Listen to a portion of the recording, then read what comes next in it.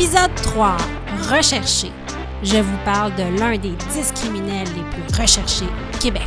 Et je vous parle du Barefoot Bandit, un jeune criminel de 19 ans qui donne du fil à retordre au FBI. Bonne émission.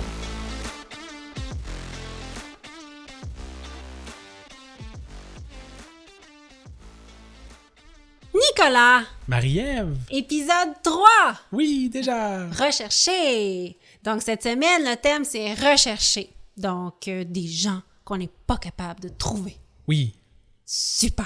Donc, qu'est-ce qu'on boit cette semaine? On boit un limoncello spritz. Un limoncello spritz, c'est un de mes drinks préférés cet été. C'est une recette de Ricardo, pas compliqué. Je vous mets ça sur le site internet. Ça comprend du limoncello, c'est tellement frais, c'est génial. Avec de l'eau pétillante. Et du Prosecco. Oui, et du Prosecco. Donc, on a du Prosecco, de l'eau pétillante au citron. Moi, je mets de l'eau pétillante au citron, tant qu'à. Ça prend un petit zeste de citron que j'avais pas aujourd'hui. Théoriquement, on met un zeste de citron et du limoncello. C'est bon, c'est frais. Moi, je fais ça à chaque fois que je reçois des amis. Je fais ça goûte l'été. C'est super. Donc, moi, si ça a le mot spritz dans le nom, j'achète. C'est fantastique. Je vous mettrai la recette. Merci, Ricardo. Super. Comme d'habitude. Comme d'habitude. Donc, je vous parle cette semaine. Le champion. Le champion de la semaine. Ou la championne. J'ai une championne. Encore une championne. Moi, je suis féministe jusqu'au bout des ongles. Donc, c'est une championne. Elle est recherchée, ma championne. Évidemment. Évidemment, c'est dans le thème de la semaine. Elle s'appelle Catherine Levasseur. Elle est sommelière. Oh! Oui, je ne sais pas si tu as entendu parler de cette histoire-là à la fin mai 2023, donc fin mai dernier, ma championne de la semaine. C'est toujours récent dans les médias. Elle est encore recherchée? Oui. Aux dernières nouvelles, elle est encore recherchée. Enfin, ça nous écoute, bonjour. Bonjour, Madame Levasseur. Il y a beaucoup de monde qui vous cherche. Donc, la première fois qu'on a entendu parler de Catherine Levasseur, c'est en novembre 2013, parce qu'elle donnait des cours de dégustation de vin au coût de 40 $ dans les hôtels de la province. Et là, à ce moment-là, le Journal de Montréal avait révélé que les dégustations n'avaient jamais lieu. Ah, j'allais dire 40$, c'est pas cher. Ben, moi aussi, je me suis dit ça. Wow, quel deal, 40$ pour du vin, c'est pas donné. Non, c'est ça. 40$ pour se rendre dans un hôtel, puis il y a personne. C'est des coquilles vides. Une gang de personnes qui aiment le vin.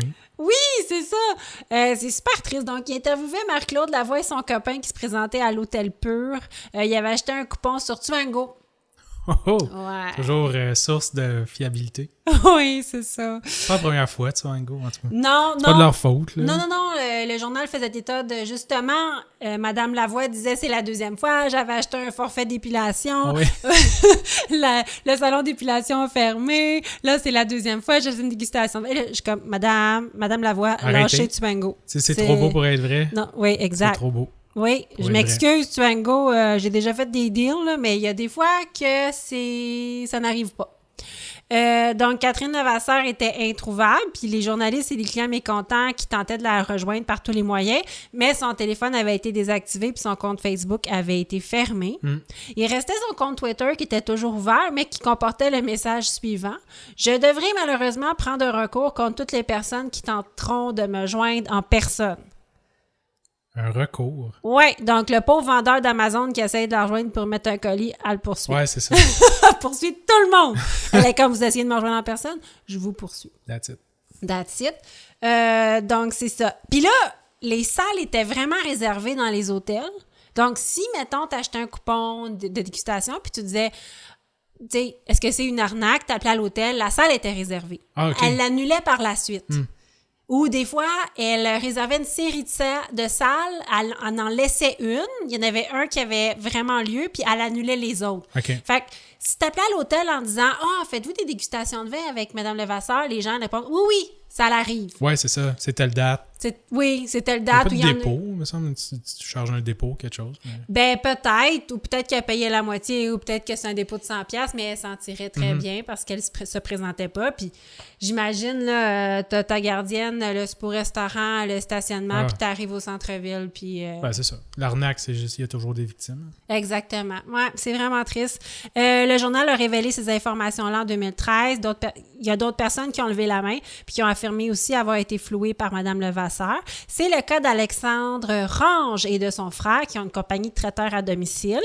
Eux, ils désiraient bonifier l'offre de leur entreprise par des cours de sommellerie, fait qu'ils ont décidé de parfaire leur connaissance. Puis avec des recherches Internet, ils sont tombés sur Mme Levasseur. Donc, elle leur a chargé 3 000 $ pour des cours de sommellerie. Oh. Ils ont payé la moitié.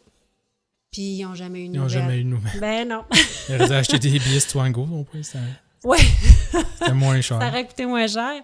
Ils ont essayé de rentrer en communication avec elle, mais là, elle a dit « Ah oui, je viens de me séparer, je vais vous donner vos cours. » Après ça, elle dit « Oui, je viens de vendre ma maison, je vous reviens. » Après ça, « Ah, j'ai eu un accident de char. » Fait que là, ils se sont rendus compte qu'ils ne reverraient jamais la couleur de leur argent. Un moment donné, tu catches. Oui, c'est ça. Ils se sont fait dire que c'était pas criminel en tant que tel parce qu'elle prévoyait leur donner leur prestation de service plus tard. Ouais. Mais ils l'ont quand même poursuivi à la Cour des petites créances. Mais Catherine Levasseur, là, son stratagème, c'est qu'elle n'a pas d'adresse.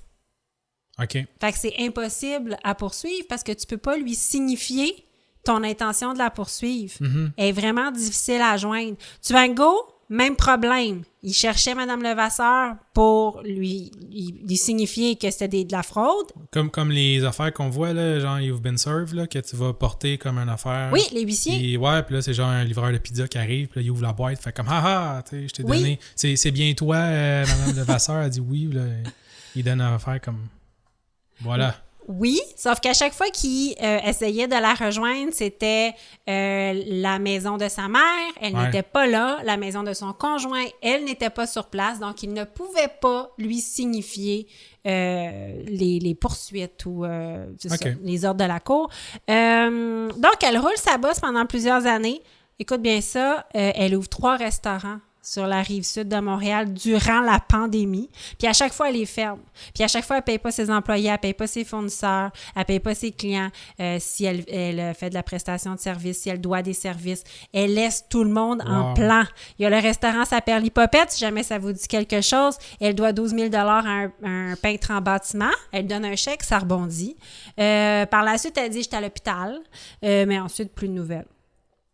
Elle ouvre aussi le restaurant Bar à vin futé et elle ouvre un dernier restaurant, ça m'a vraiment fait rire, là. Ça s'appelle Médard et Merlot. C'est un modèle d'affaires un peu particulier. Ça offre des repas cuisinés sur place puis des cours de dressage.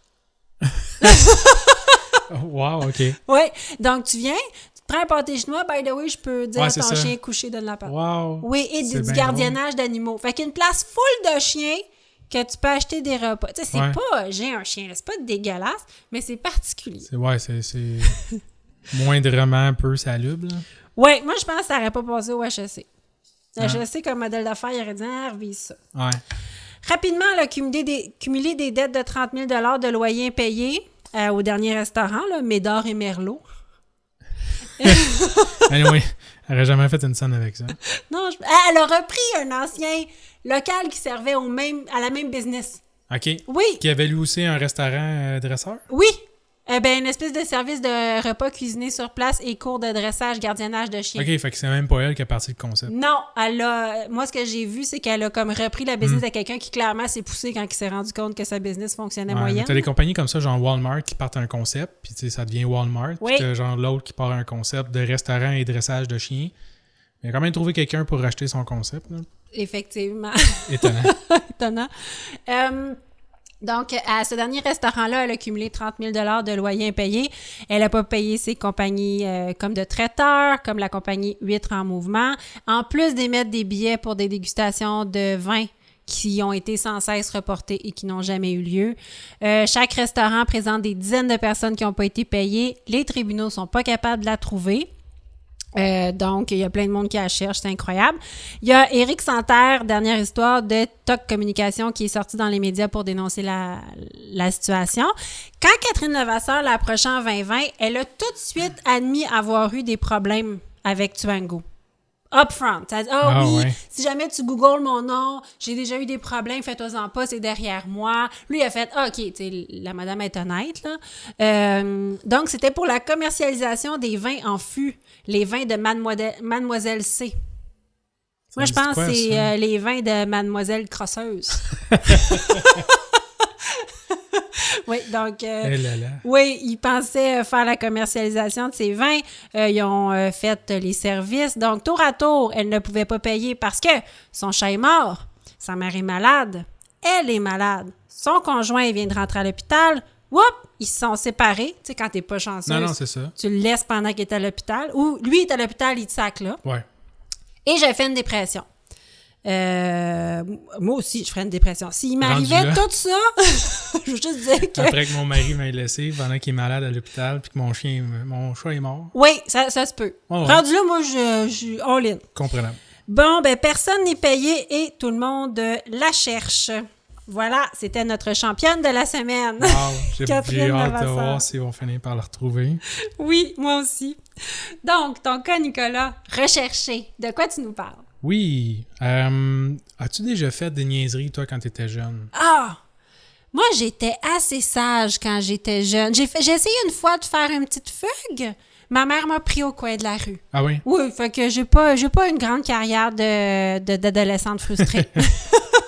Moi, j'étais assez tranquille, moi aussi. Ouais? Mais peu importe là, ce qu'on aurait pu faire, là, je pense que ça n'aurait jamais accoté mon sujet aujourd'hui. Ah oui? Ouais. Vois-tu, c'est qu'en 2010, après 2 ans en cavale, il y a une récompense sur sa tête de 10 000 donnée à quiconque peut fournir les informations ou trouver notre sujet Colton Harris Moore, qui a seulement 19 ans à l'époque, en 2010. Il va se faire appréhender par le FBI sur une île aux Bahamas. Wow! Après que la police ait tiré sur son moteur pour l'empêcher de s'enfuir dans un speedboat qu'il venait de voler. Wow! Ça, c'est- Le gars, il est badass. Ouais. OK, répète-moi son nom. Colton Harris Moore. On va l'appeler Colton. OK, on l'appelle Ouais. Colton. Colton. Fait que là, comment est-ce qu'on en est arrivé là? Oui, excellente question, parce qu'il y a un build-up à ce Oui, histoire-là. c'est ça. Ça, c'est comme un film là, où on voit la fin avant. Puis là, on se rappelle. Puis là, il se réveille dans le passé. Un peu avant. Ouais, c'est ça. Quelque temps avant. OK, je t'écoute. 2 ans avant. Mais je vais 2 faire ans avant. ouais, 2 ans avant. OK. Mais je vais faire une petite biographie rapidement. Colton est né en 1991. Il vit avec sa famille à Mount Vernon, dans l'État du Washington. Ça, c'est...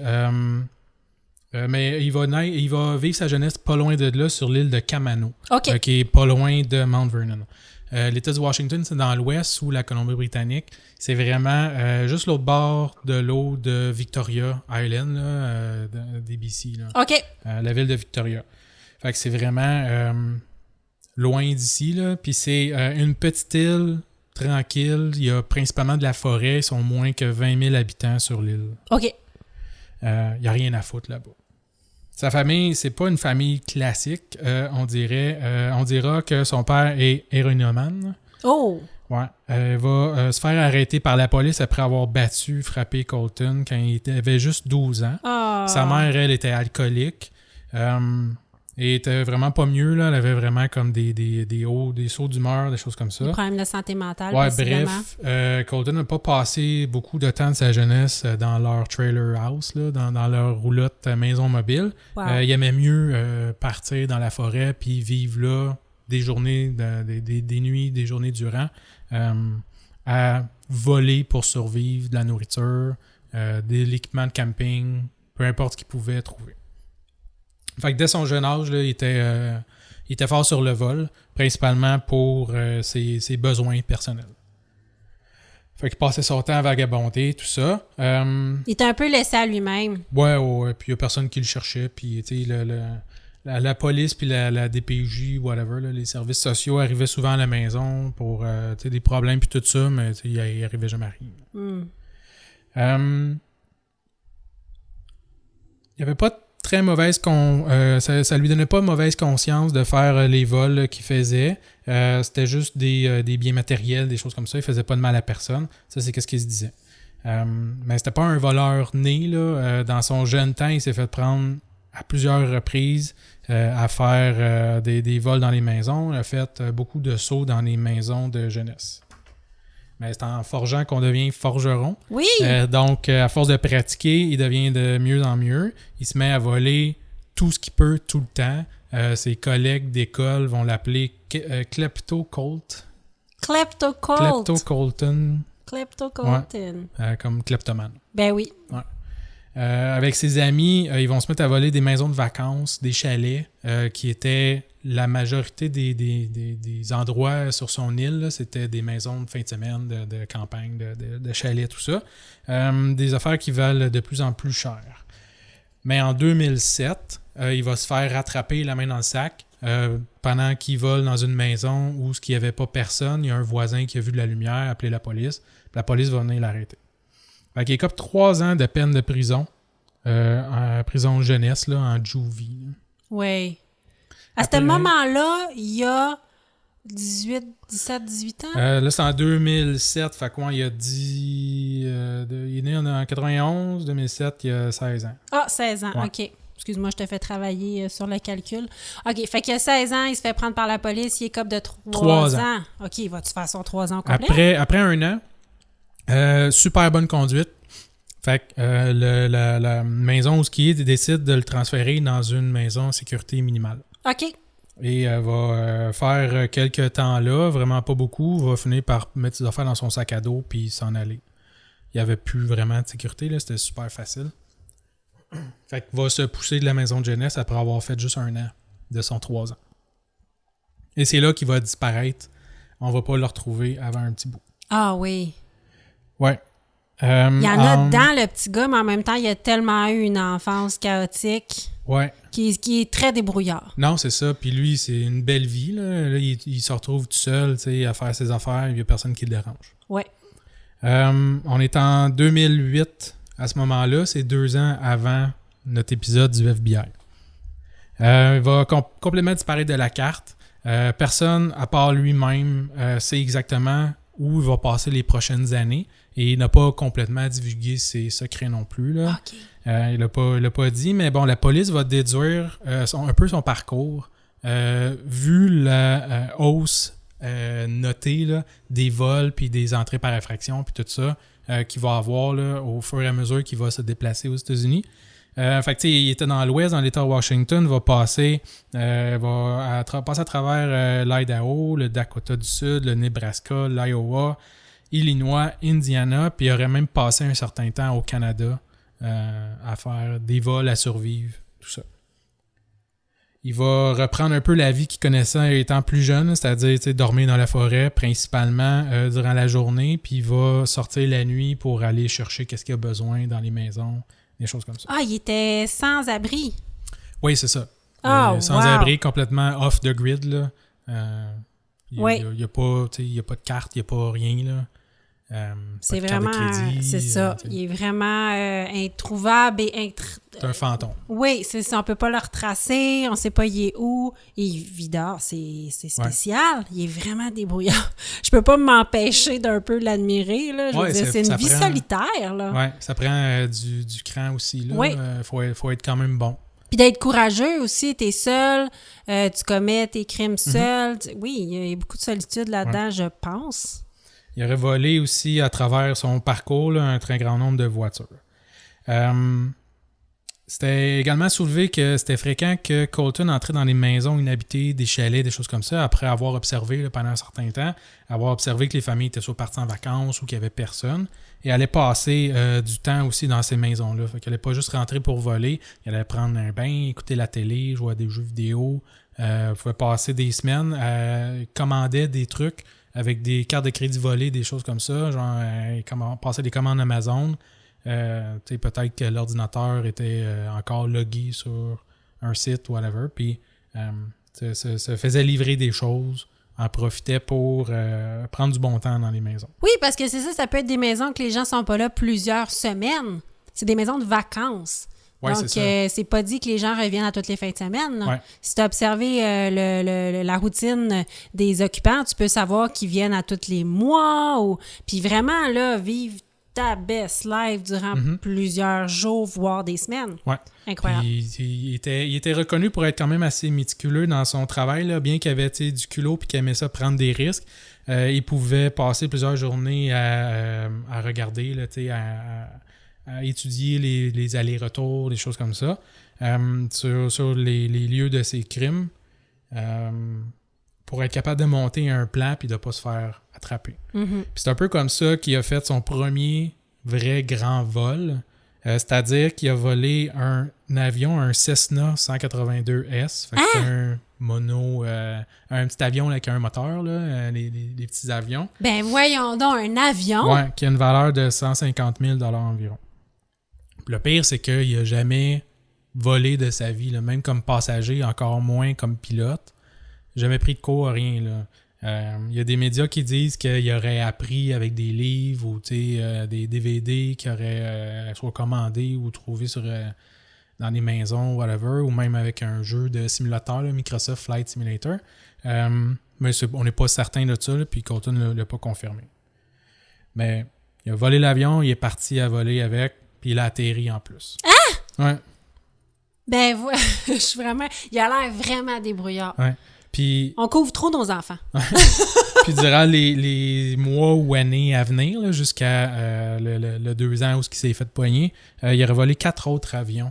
Il y en aurait eu 5 ou 6 là, en tout qui auraient volé dans sa carrière, dans sa courte carrière, planifiant les vols lui-même. Fait où est-ce qu'il part? Fait que, il regardait les aéroports, s'assurait que il y avait...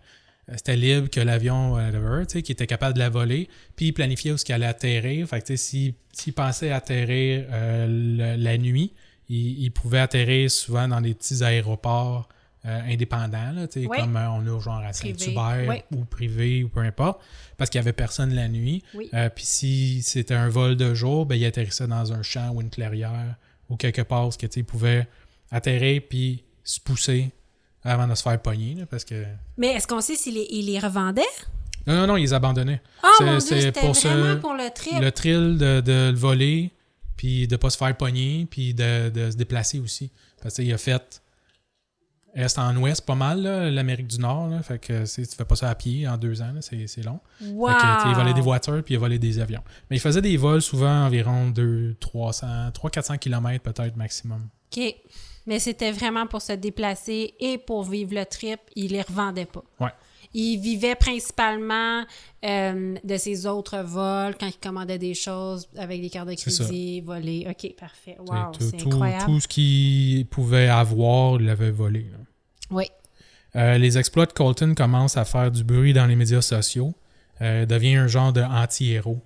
Le monde de folk hero, là, le monde il trouve quand même cool, il fait pas de mal à personne non plus. C'est quand même un genre de fantôme ou de voleur masqué là, que personne n'est capable de retrouver puis qui est tout le temps en train d'échapper à la police. Oui, puis ils volent principalement des riches qui ont des maisons de vacances, qui ont des avions. Malheureusement, ça attire moins la sympathie. Exact. Fait que, ouais. Puis on va lui donner le surnom de Barefoot Bandit. C'est un surnom qu'on lui a donné parce qu'apparemment, il aurait fait des crimes. La plupart de ses crimes, il les faisait nu-pieds. Fait que, il enlevait ses souliers puis il faisait ça. En réalité, ça serait peut-être arrivé genre quelques fois, là, puis c'était par erreur ou une circonstance ou une coïncidence là, qu'il avait perdu ses souliers, je sais pas trop, là, mais bref, c'est resté. Puis pour embarquer là-dedans puis mousser un peu ses médias sociaux, il aurait embarqué, puis lors d'un vol dans un supermarché, il aurait dessiné, avant de partir avec de la bouffe, là, aurait dessiné des pieds nus par terre avec de la craie. Puis une autre fois, aurait laissé de l'argent cash à un vétérinaire avec une lettre signée « Vous l'utiliserez ça pour soigner les animaux, Barefoot Bandit ». Puis il a laissé comme 100$ sur un comptoir d'un vétérinaire. Oh, on l'aime. On l'aime. Ouais, il n'est pas si méchant que ça. C'est ça, on l'aime. Il n'y a pas d'allure, mais il fait du bien quand même. Ouais. Sauf que là, la police, le FBI, tout ça, commence à trouver ça un peu moins drôle. Là. Maintenant, eux autres, ils n'arrivent jamais à le trouver. Ils vont mettre un peu plus d'efforts, tout ça. Les autorités vont déployer des hélicoptères, des chiens dépisteurs, essayer de l'attraper. Mais ça ne fonctionne pas. Colton, par exemple, commence à croire que ça va avoir une fin à un moment donné, là, c'est tout ça. Là. Puis il sait que la police là, commence à le chercher encore plus activement. Il ne pourra pas faire ça toute sa vie, là, être tout le temps sur le bord de se faire pogner comme ça. Ça lui prend un plan à long terme. Alors, ce qu'il décide de faire, puis habituellement, comme je disais tantôt, quand il volait des avions, il volait pas très longtemps. Il savait un peu ce qui s'en allait. Puis il paraît qu'il se guidait avec Google Maps là, dans l'avion et tout ça. Mais là, va voler un avion encore une fois. Il va voler plus de 2000 km. Wow! Ouais. Pour atterrir, va crasher son avion, mais léger. Là, mais l'atterrir sur l'île de Great Abaco Island aux Bahamas. Aux Bahamas? Ouais. Puis c'est les gens des Bahamas qui vont avoir appelé pour dire qu'il y a un avion qui est atterri. OK. Qui a crashé ou je sais pas trop quoi. Là, vont faire ça. Puis l'avion a été déclaré volé aux États-Unis. Fait que le FBI fait comme c'est louche. Et le monde sur l'île était un peu... en fait, il savait que le voleur Barefoot Bandit était rendu sur leur île parce que, encore une fois, les vols déclarés, le taux de vol déclaré avait comme augmenté drastiquement. Là. Le monde qui se faisait voler des maisons, puis les restaurants, puis des choses comme ça. OK, mais juste une chose. Ils ont appelé une fois qu'ils ont vu que l'avion avait atterri de façon rough, mais pas sur le coup. Non, un peu après. Là. Un peu après. Ben, quand ils ont découvert l'avion. Quand ils ont découvert l'avion, ils ont appelé et là, les vols se sont mis à augmenter au Bahamas. Ils ont dit...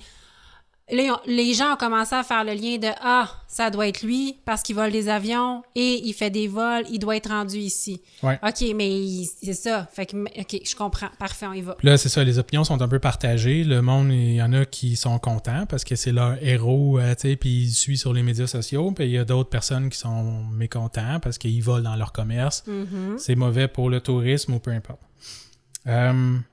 Paraît même qu'il y a une fille qui aurait tenté d'avoir une date avec Colton à travers les réseaux sociaux.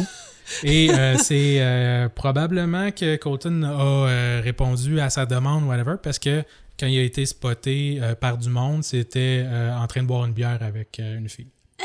Ouais. Mais il y a c'est les bad boys. Ouais, c'est ça. Les filles aiment les bad boys. Mais oui. Ouais, le FBI, suite à ça, en fait, pour essayer de... aider un peu, vont mettre une récompense de 10 000 $ à quiconque était capable de fournir de l'information. Donc, au Bahamas, le monde, il y en avait qui aimaient ça, il y en avait qui aimaient moins ça. Mais c'est pas beaucoup, 10 000 $. Non, mais c'est juste pour l'information. Ouais, mais ils volent des avions. Mon Dieu Seigneur, c'est mettez sa tête, ben pas sa tête, là, mais mettez une récompense plus intéressante que 10 000 $. OK, c'est correct. C'est pas Osama Ben Laden. Là. Non, je sais bien, mais le FBI est un peu cheap. Vous l'aurez su avec mais j'avoue que... Tu sais, quand on voit les films de Far West dans les années 1800, là, c'était comme rechercher 100 000 $. Puis là, tu sais. Oui, là, ça va si les films de Far West sont super fiables, je sais pas. Mais 10 000 $. Ça a toujours l'air. Pas cher. Peut-être insulté. C'est cheap. L'histoire ne dit pas si. Moi, je serais cheap. Si j'avais juste 10 000 $ pour ma tête, je serais cheap. Je serais insulté. Ouais. Est-ce que tu n'appelles pas pour toi-même? C'est non, ça? Non, ben ça vaut pas la peine.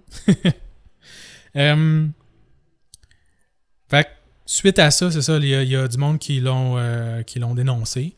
Ça a marché. Ouais, ça a marché. J'ai là, les FBI sont venus pour le chercher, suite à quoi il se serait enfui avec un speedboat et course affolée entre le FBI et un jeune de 19 ans sur les îles des Bahamas à travers différentes îles, va finir par débarquer et revoler un autre bateau. Et c'est celui-là que, selon les articles, le FBI ou la police locale aurait tiré le moteur pour l'empêcher de s'enfuir. Attends, fait que là, OK, là, il était sur un speedboat? Ouais, un bateau là, rapide. Là. Un bateau rapide. Il a trouvé un autre bateau ou c'est lui qui a tiré? Non, le deuxième qui aurait tiré. OK, il a débarqué du speedboat. Il a trouvé un autre bateau. Il est reparti avec l'autre bateau. Et c'est là que le FBI a tiré sur le deuxième bateau. Ouais. Et ils l'ont attrapé? Ouais. Et ils ont-tu fait mal? Non. Mon Dieu, j'ai beaucoup trop de sympathie pour ce jeune homme. Tu passe à Grand Theft Auto, là, le gars, il s'enfuit, il sort au bateau, il crash son bateau, sort de là, vole un autre bateau, part avec. La police le tire, puis finalement, il se fait attraper. Les Bahamas vont donner un choix à Colton pour, vu les activités illégales qu'il a faites aux Bahamas, soit passer 3 mois en prison ou payer une amende de $300. Va choisir l'amende de $300.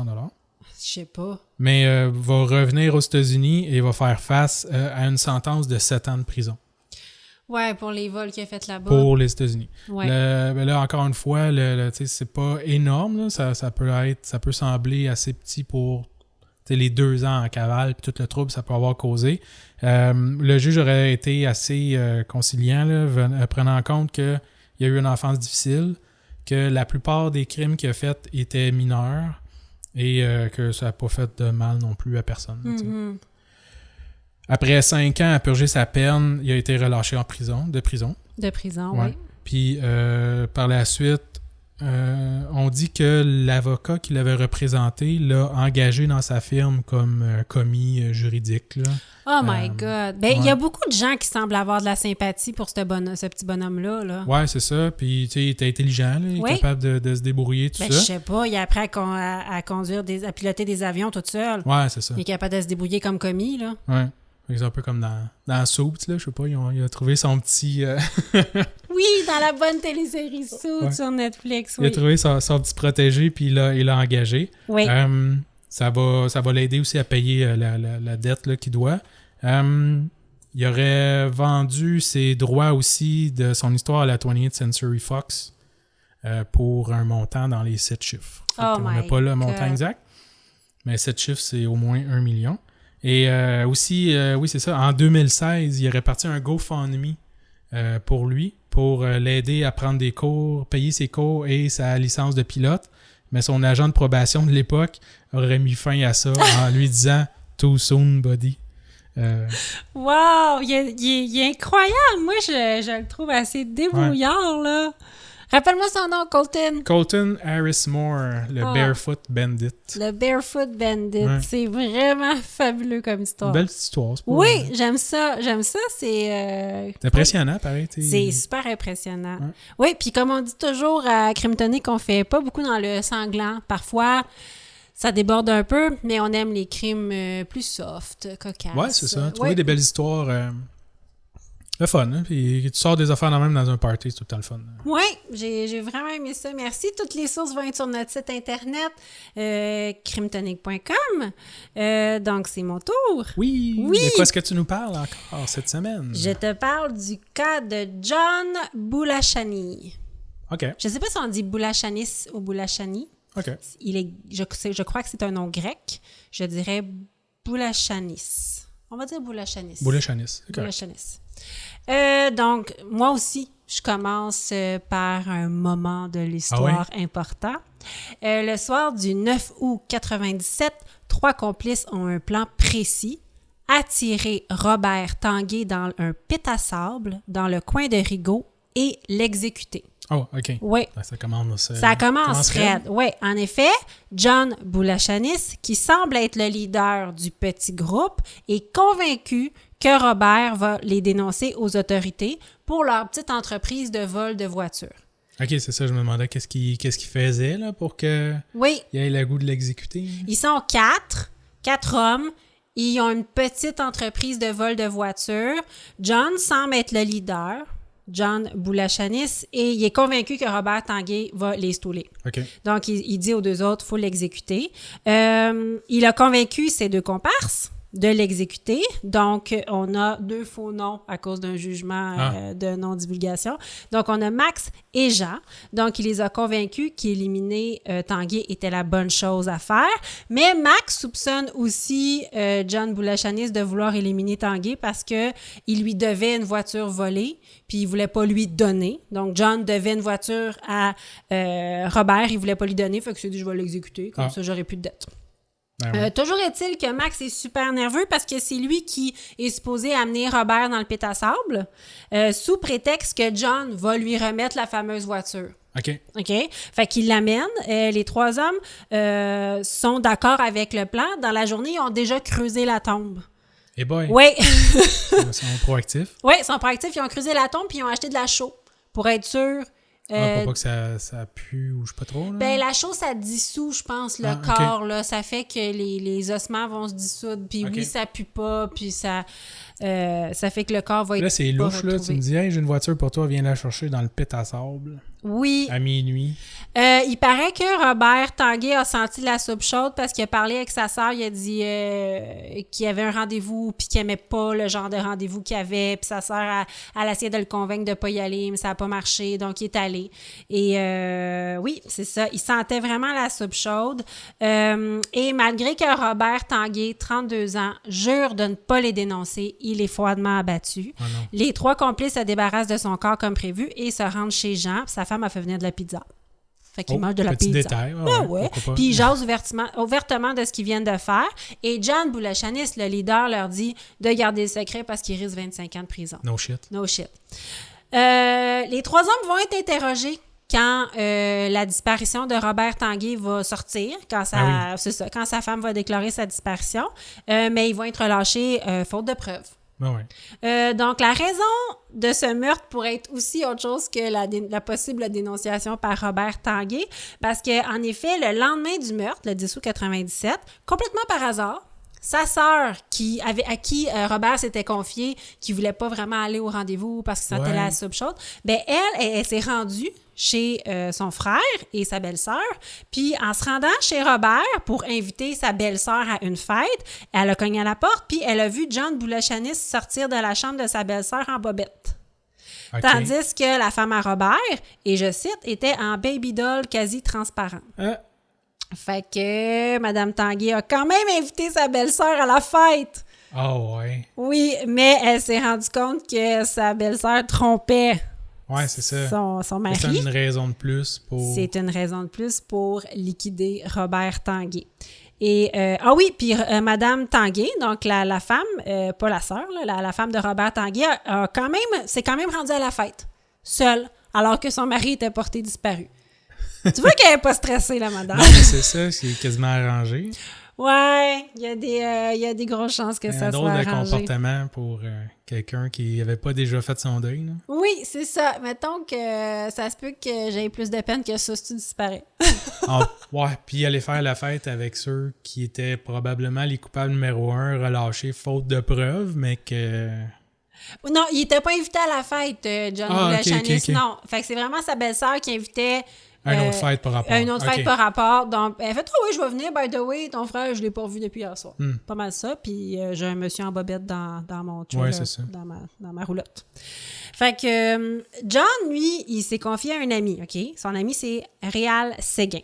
Réal Séguin connaissait bien John, puis ils passaient régulièrement du temps ensemble. Il semblerait que Boulachanis aurait confié à Réal Séguin que la femme à Tanguay voulait faire éliminer son mari. Parce qu'elle était tannée de se faire battre. Ah. Oui, donc, oui, fait que c'est une histoire de couchette, c'est peut-être une histoire de violence conjugale. Il avait même mentionné avoir donné le contrat de Robert Tanguay à un tueur à gages, mais ça n'a pas marché parce que par la suite, Boulachanis aurait demandé à Réal Séguin « Comment est-ce qu'on fait pour éliminer un corps? » Fait que là, Réal Séguin, il lui aurait donné l'idée de la chaux. C'est comme ça qu'il a eu l'idée de la chaux. Puis, plus tard... Il continue de voir son ami Réal Séguin régulièrement pendant l'été 97, soit l'été précédent le meurtre de Robert Tanguay.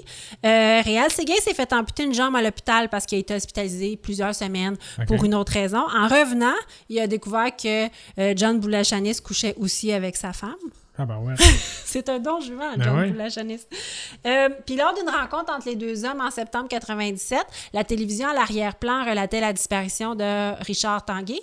Robert Tanguay. Ouais. Donc, ça venait tout juste d'arriver. Puis Boulachanis aurait alors dit à son ami Réal Séguin, il est enterré dans le pétassable puis il bouffe les pissenlits par la racine. Ah oui, donc. Oui.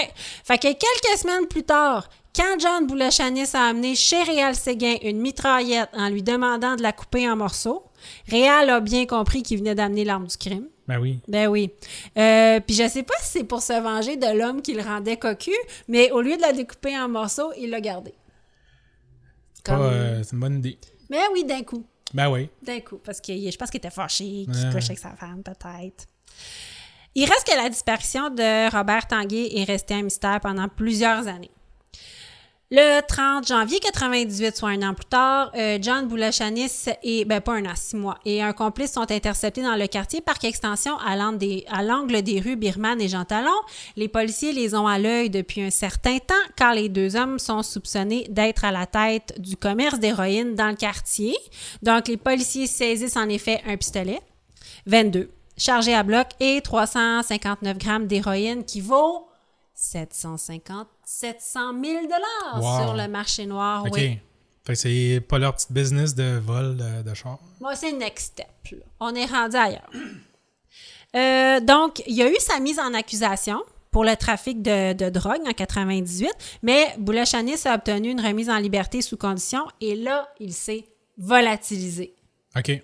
Donc, Et là, le recherché. c'est là le recherché, oui. Donc, il y a sa carrière de meurtrier. Là, en 98, il s'est volatilisé. À ce moment-là, personne ne pouvait le relier au meurtre de Robert Tanguay. Ben non. Il savait pas, mais il paraît que Boulachanis commençait à sentir la soupe chaude. Mm-hmm.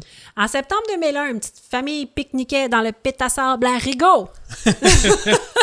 Et le petit garçon a ramené à la table à pique-nique un os de dinosaure. Ah, wow! Oui! Je veux juste te dire que sa maman s'est étouffée avec son sandwich pas de croûte. Un fémur. Oui, c'était un fémur. Ah non! C'était le fémur à Robert Tanguay. Aïe, aïe, aïe. Oui. Il était pas très enterré, très profond. Ben, ça a l'air que la chaux a pas fait la job, là. Ouais. Je sais pas ce qui s'est passé. Les corps, ça remonte à la surface. Je crois que Dans le oui. sable? Non, je sais pas. Je suis pas une spécialiste, mais là, c'était peut-être des sables mouvants par en haut. Wow! Ah. Donc, maintenant, on a le corps de Robert Tanguay et possiblement l'arme du crime parce que Réal Séguin va finir par aller cogner à la porte de la police. Ah oui? Oui, finalement. Là, à cette heure qu'il est recherché puis tout, ça donne plus rien. Ben là, lui, oui, mais il était avec deux autres pour le meurtre Ah de oui. Robert Tanguay. Là, ils ont le corps. Et là, éventuellement, Réal Séguin, qui a la mitraillette puis qui est fâché après Boulachanis parce qu'il couche avec sa femme, va aller porter l'arme à la police. Il va aller leur raconter ce qu'il sait. Et les comparses de John Boulachanis, Max et Jean, ont été mis en accusation. Ils ont subi leur procès. Ils ont été ils ont écopé chacun de 12 ans de prison. L'un pour homicide involontaire, l'autre pour une accusation de meurtre au second degré, mais John Boulachanis restait introuvable, donc il est toujours recherché. Je te fais une petite biographie qui est John Boulachanis. C'est l'aîné de 2 enfants, né d'un père grec et d'une mère descendante juive allemande. OK. Pendant 13 ans, il vit en Ontario, en Grèce et aux États-Unis durant sa cavale. Donc, lui, il vient de là, puis là, il est dans sa cavale. Pendant 13 ans, il va vivre dans 3 pays. OK. Oui. Ce qui a été révélé plus tard dans ses évaluations psychiatriques, mais qui n'est pas possible vraiment de vérifier, c'est que John Boulachanis affirme avoir utilisé plus de 35 alias différents lors de sa cavale.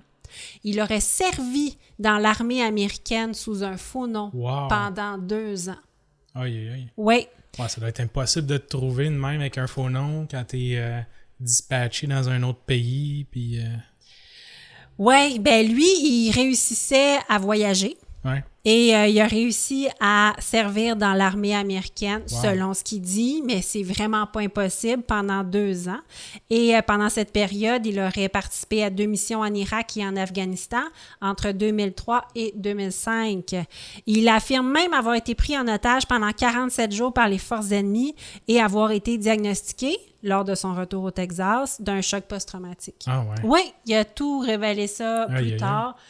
Oui, et c'est vraiment, vraiment plausible. Méchante vie, pareil. Là. Ça n'a pas de sens. Pendant 13 ans, il a été l'un des 10 criminels les plus recherchés du Québec. Personne ne pouvait lui mettre la main dessus. Comme je t'ai dit, il passait de l'Ontario, la Grèce, les États-Unis.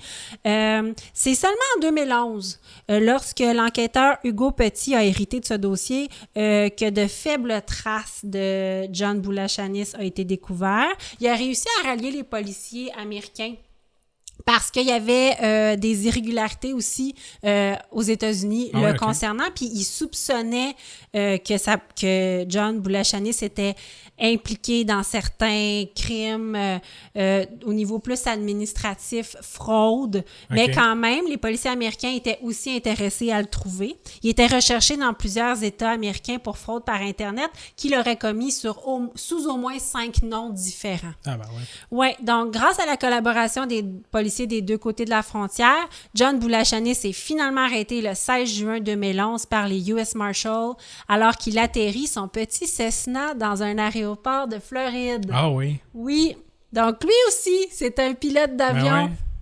qui Un vrai atterrit. pilote. On le sait Probablement. toujours pas s'il avait sa licence, très Ah ouais, sérieusement. j'avoue, hein, mais au moins il savait piloter, sûrement. Là. Si c'est son Cessna à lui aussi.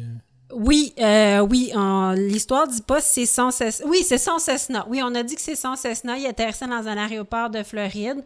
Il a en sa possession une arme de poing chargée et plusieurs faux documents. Écoute bien ça, incluant 2 fausses licences de pilote, Ah, ok. 3 permis de conduire à différents noms, un faux passeport diplomatique grec, une fausse carte d'agent de sécurité de l'ONU. On parle Wow. pas d'une carte de bibliothèque, là. C'est incroyable. Puis ça, la fausse carte d'agent de sécurité de l'ONU, ça lui permettait d'avoir une arme sur lui en tout temps. Ok, c'est ça. Oui, donc c'est exactement. Des faux permis de conduire internationaux, des cartes de crédit, des cartes bancaires. Les policiers sont allés à son logement qu'il partage avec sa conjointe, qui est une Ontarienne qui a aussi changé d'identité. Maintenant, elle s'appelle Amanda. Ah, ils Mais- se sont trouvés, eux autres? Ils se sont trouvés, oui. ben ouais. À son appartement, les autorités découvrent entre autres un simulateur de vol. Donc, Ah oui? Oui, possiblement que c'est comme ça qu'elle a fait à voler, c'est incroyable. Et une bibliothèque remplie de livres portant sur le vol d'identité et tout un attirail pour produire des faux documents. Ah ouais. Oui, c'est Ah, il- vraiment un as. Là. Plein de ressources, là. Il est plein de ressources. Allez, il est en quoi? En cavale 13 ans? Oui, durant 13 ans, 35 alias, 35 identités Oh, différentes. C'est incroyable. John Boulachanis a été rapatrié au Québec, parce que c'est là qu'il a commis son meurtre, afin de subir son procès. Il aurait dû avoir son procès au palais de justice de Valleyfield. Mais durant sa détention préventive, il y a eu plusieurs rebondissements. Je te nomme les 3 les plus spectaculaires. Il y a plein de choses qui est arrivées, mais je t'en nomme 3. Vas-y. En novembre 2013, John Boulachanis a réussi à s'échapper momentanément du fourgon cellulaire qui l'amenait au palais de justice parce qu'il fallait qu'il parte de Valleyfield et qu'il se rende c'était vraiment une longue route là, parce que finalement, il a subi son procès vraiment, je me rappelle plus de la plage, je m'excuse, mais à une autre place. Et il a sauté à travers la vitre du fourgon. Il a réussi à se détacher les mains et les pieds. Les agents l'auraient rapidement rattrapé et maîtrisé parce qu'il se serait blessé en sautant du camion. Mais les agents auraient raconté avoir l'impression d'avoir affaire à Houdini, le magicien. Ah oui? Il était plus attaché. On sait pas comment il a fait. Il y avait une vitre grillagée, une vitre. Il était attaché, les mains et les pieds. Puis la première affaire qu'on a su, c'est qu'il sautait en dehors du fourgon. Mais le mystère de la magie s'est rapidement dissipé quand ils ont découvert 2 scies à métaux dans le fourgon cellulaire, puis un poinçon en acier pour casser les vitres. Lors de sa fouille, ils auraient aussi trouvé les clés de ses menottes dissimulées dans ses bas. Ah ouais. Ouais. Il y a un complice. Il doit avoir un complice, mais écoute bien ça. De retour à la prison, les autorités auraient affirmé que John Boulachanis avait encore du métal dissimulé dans certaines cavités de son corps. Hi. Je te laisse deviner lesquelles. J'ai pas le goût de deviner. Donc, il aurait été déterminé plus tard que les scies qui auraient servi à scier les grillages du fourgon avaient été dissimulés. Où est-ce que tu penses qu'ils ont été dissimulés? Il a rentré une scie dans son 2 péteux. scies. 2 scies? 2 scies dans son péteux. Ah oui, donc. Oh yeah! Là, y avait-tu un petit cover de plastique au moins, quelque chose? Je sais pas. Je sais que le poinçon qui a brisé la vitre avec avait 2 billets de 50 $ enroulés autour. Ok. Donc, possiblement un complice, je sais pas. Mais les scies étaient dans son péteux. Aïe, aïe, aïe. Il y avait aussi en sa possession, c'est là que je te dis qu'il y avait peut-être des complices, les renseignements personnels sur 4 témoins dans sa cause. Il s'en allait là, lui. OK. Oui, il s'en allait là. Il y avait il y avait des renseignements personnels. Plus tard, juste te dire qu'il a fait une demande de remboursement de 536 $ à l'État parce qu'il a allégué que les gardiens avaient endommagé sa paire de bottes de cuir et son manteau de cuir en le capturant. Oh. Oui. Je pensais qu'il voulait un remboursement pour les scies qui ne servaient à rien, finalement. Hey, là, c'est sûr, si tu sors 2 scies de ton péteux, tu sors d'un truck, ça se peut que tu te fasses rattraper rapidement. Là, maintenant. Tu dois marcher carré. Ouais, c'est ça. Puis le fait, c'est que c'est super triste, parce qu'il a sauté du fourgon puis il s'est fait mal. Ouais. Il y a tout ça pour ça. Tout ça.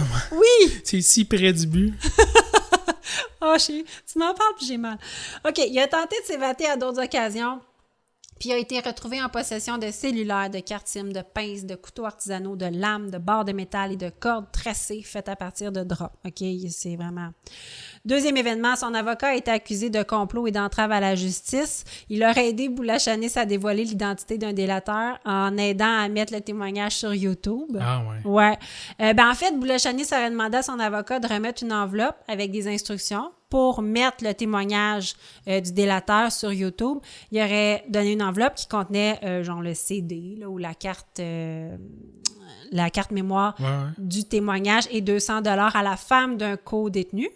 Puis le témoignage ainsi dévoilé, le procès aurait pu dérailler, aurait pu avorter. C'est ça. Parce que là, il y aurait quelque chose qui serait public, puis à cause de ça, tu pourrais plus l'utiliser. Probablement le témoignage en cours, comme une preuve ou... Exactement. L'avocat a plaidé par la suite qu'il savait pas ce que contenait l'enveloppe. La femme qui était supposée mettre le témoignage sur YouTube l'a fait quand elle s'est rendue compte c'était quoi, parce qu'on lui avait dit que c'était pour dénoncer les conditions de détention. Okay. Mais quand elle s'est rendue compte c'était quoi, elle l'a immédiatement retiré puis elle l'a dénoncé. OK. Il reste qu'elle a dit que c'est l'avocat qui avait donné l'enveloppe et l'avocat, il a écopé de 18 mois de prison avant de porter sa cause en appel. Et finalement, troisième chose, sa femme, Amanda Jones, l'a aidé d'intimider des témoins durant le procès. Donc, elle a rencontré à quelques reprises des ex-détenus pour mettre la tête de certaines personnes à prix, d'intimider des témoins. Il y a un ex-détenu qui a pris l'argent. Il a dit « Oui, je vais aller le liquider ou je vais aller péter à la gueule. » Puis finalement, il a pas fait parce qu'il a eu peur de l'autre gars. Il dit « C'était pas le genre de gars que... C'était pas le bon gars à faire chier. » Puis il l'a laissé... Il l'a pas intimidé du tout. Il a encaissé l'argent, il a pas effectué le contrat. Maître Labelle, donc le nouvel avocat de Boulachanis, n'a pas vraiment présenté de défense. Lui a dit « Un procès pour meurtre, ce n'est pas si t'es coupable, viens donc nous le dire. C'est à la couronne de prouver hors de tout doute raisonnable, a-t-il souvent répété. » Pas tort. Pas tort, mais... D'habitude, tu fais une défense pour briser les arguments de la couronne. Oui, donc il s'est attaqué à la crédibilité des témoins. Ouais. C'est ce qu'il a fait. Après pas avoir réussi à les éliminer. Oui, c'est ça, exactement. Lui, il n'était pas complice de ça, c'était son nouvel avocat. Il les appelait des repris de justice au casier long comme le bras. C'est vrai que la plupart des témoignages qui allaient contre John Boulachanis ou pour lui, c'était tous des repris de justice qui disaient... Une bande de bandits. Oui, une bande de bandits qui s'accusaient entre eux. Boulachanis a finalement été déclaré coupable et condamné à la prison à vie le 17 décembre 2016, après seulement 4 jours de délibération. Ah, quand même. Oui, donc prison à vie. Donc, John Boulachanis était détenu au centre de détention de Nakona, mais il est arrivé un événement, donc il est officiellement devenu une femme à la fin 2018. Non. Oui, donc légalement, il est devenu une femme et son nom a été changé à la fin 2018 pour Jamie Boulachanis. OK, attention. La dysphorie de genre, ça existe, puis on ne mettra pas ça en cause ce podcast-là. Je veux juste... il a été évalué par plusieurs psychiatres. Ouais. Il avait affirmé avoir démontré son désir de vivre comme une femme depuis la tendre enfance. Ses parents n'acceptaient pas ça du tout. Ça lui avait valu des représailles de la part de sa mère. Puis il a été évalué par des médecins et des psychiatres depuis qu'il avait dit qu'il voulait devenir une femme. Wow! Ouais, mais je l'avais pas vu venir, mettons. Non, méchant revirement de situation. Oui. Puis comme tu dis, c'est probablement très valable, là, sauf qu'en même temps... c'est une belle faille du système. Là. C'est surprenant. C'est très surprenant parce que là, quand il y avait encore les attributs d'un homme, il s'identifiait au genre féminin. La détenue, Jamie Boulachanis, a affirmé vivre de l'intimidation intolérable dans la prison à sécurité maximum. Ouais. Naturellement, je veux dire, mais naturellement, on cautionne pas ça, mais on est avec des gens qui possèdent peut-être peu d'éducation et des préjugés. C'est un milieu carcéral, c'est un milieu extrêmement dur. Ouais, c'est pas facile. C'est pas facile et on a quelqu'un qui effectue un changement de sexe. Les détenus l'empêchaient de s'habiller comme une femme et de se maquiller. Donc, Jamie Boulachanis a demandé à être transférée dans une prison pour femmes et sa requête a été refusée. Elle s'est adressée à la Cour supérieure. Ça a été refusé parce qu'elle avait un risque d'évasion trop élevé. Et les prisons pour femmes n'offrent pas le même niveau de sécurité. Non, c'est ça que tu voulais dire tantôt quand tu disais il y a une faille. C'est ça. Oui, il y a une faille parce que... Ah, ben c'est ça, c'est que à ce que je sache, puis je me trompe peut-être, mais tu sais, les prisons pour femmes, c'est généralement moins élevé, là. Puis en plus, le monde qui sont là, tu sais, sont moins psychopathes, là, je sais pas trop, là, mais écoute. Ouais, en fait... C'est l'image que je me fais de prison où tu as sécurité maximale avec une gang de gros gars qui pètent la gueule à tout le monde, puis t'as les prisons de femmes où qui sont dehors, puis ça me semble c'est moins... Oui, ben en fait, Jamie Boulachanis devenait la seule détenue à haut risque du Canada. Ouais. Donc, il y a beaucoup de détenus masculins à haut risque. Il n'y a pas de détenus à haut risque. C'est ce que j'ai appris dans les articles de journaux que j'ai lus.